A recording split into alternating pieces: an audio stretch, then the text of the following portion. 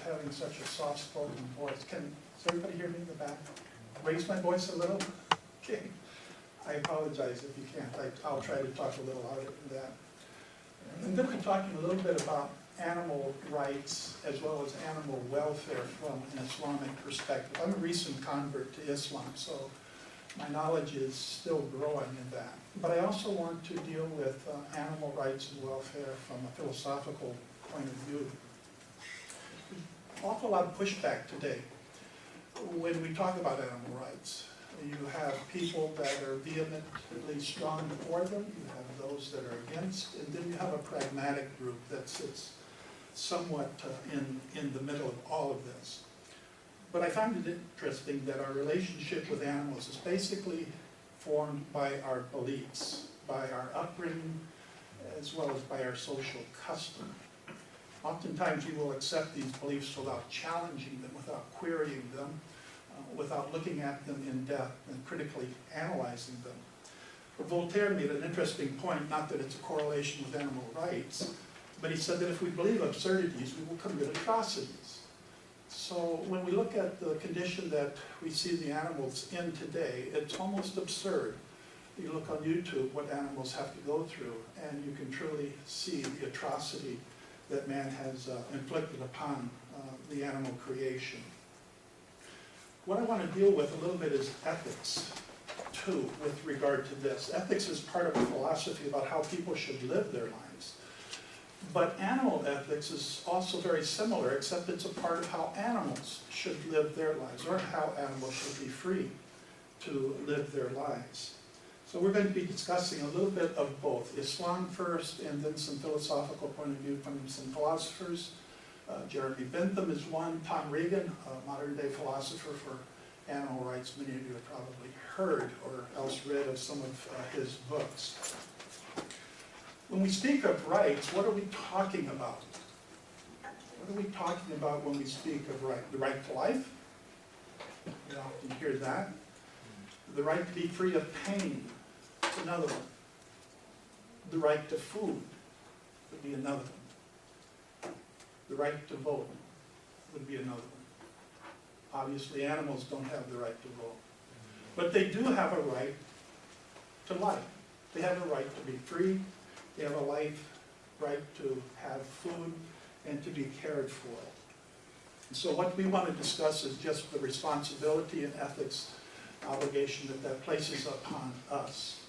And just to quote another philosopher, Arthur Schopenhauer, he said, the assumption or illusion that our treatment of animals has no moral significance is positively an outrageous example of Western credulity and barbarity. Universal compassion is the only guarantee of morality. So we're almost there. Animal rights and welfare, a religious, philosophic perspective. That's what we're going to deal with. I thought this graph was kind of interesting. 3%, this was taken in 2003, 3% of the people really had no view, no point of view, which I find extraordinary. It seems like you have to have a view, one way or the other. About 25% approximately felt that animal rights were not of central importance. But then you had the middle group, more pragmatic, moderate group, that felt that animal welfare was important, that we should humanely treat animals in such a way as to avoid an unwarranted pain. Some of the words I'm going to use are rather fuzzy words. By that I mean that they are curiously indefinite, and they make for it difficult to pinpoint things. When you speak of something unwarranted, are you saying that there are things warranted? When you speak of things that are excessive, are you saying that some things are not excessive?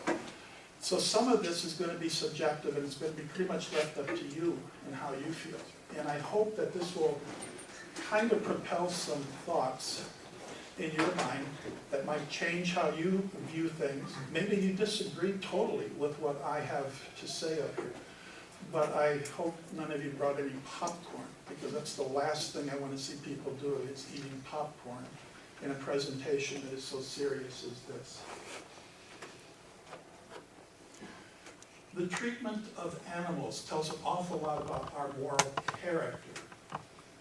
tells us how we should view animal ethics here. We're going to be talking a little bit more about the religious and ethical purpose that we have towards animals. And virtue ethics. What does virtue ethics imply, and how do we fit into this example here? Animal rights in Islam. Some of you perhaps are familiar with the Islamic belief, the Quran, over 1,400 years ago, year 647, it came about. And what it discusses that animals have individual and social beliefs. Animals have an individual and social beliefs. And the Quran has very comprehensive directive on edicts on how animals are to be governed. The two scriptures there in the Quran, 44 and 45, unfortunately I brought my wrong glasses, so I hope that you can read along there. I'm having difficulty seeing that. But it helps us to see how Allah views animals. And these are two very important verses for seeing their station in life, and their position in life. That they were created as a result of His will, and that as a result of that, God awards those that treat them in a humane way. Because by doing that, you are indirectly also worshiping Allah and treating Him in a respectful way too.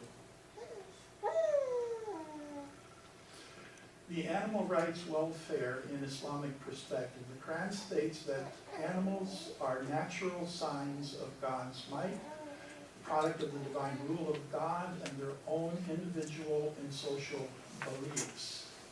So by themselves, they are capable of worshiping God. Not that they worship God as a human being would, but their very existence testifies to the existence of God. Their very existence testifies to the creation. And by doing so, they are in effect giving worship to Allah. They have their own position. God has placed them in that position. And as a result of that, we have a responsibility to respect that position and not abuse it, and not abuse those animals as a result of that. So they form communities. The Quran speaks of that. There is an animal that lives on earth, nor being that flies in the wings, but they form communities like you. And nothing have omitted from the book. So they form communities like you and I. We have communities. We gather together in groups. We stay with our community. We flourish with our community. We go up and down with our community. Animals likewise do the same thing. So the Quran designates that animals, living beings, and that this is the way that Allah has wanted them to be. The SWT means that Allah is the most gracious and most high. So He has given animals a certain freedom, but obviously they don't have the autonomous free will that humans have, and they have to acquiesce to the will of Allah, to the will of God. But it's interesting that perhaps neither do we have free will. Neither do we have freedom of choice. So there is some similarity with animals and man. In accord with the Quran and the Hadith, they form communities, they communicate with God, and they also worship Him. So it's important to treat animals with consideration, members of a world community, and worship Him they do in their own way. So animals worship God simply by being what they are. Much like humans, we testify, we are a testament to God for our very existence. Islam's concern for animals enjoins upon the human species, we are vice regents, as it were, the responsibility of all creatures in the spirit of a positive philosophical life, and they're active protectors. So we too have a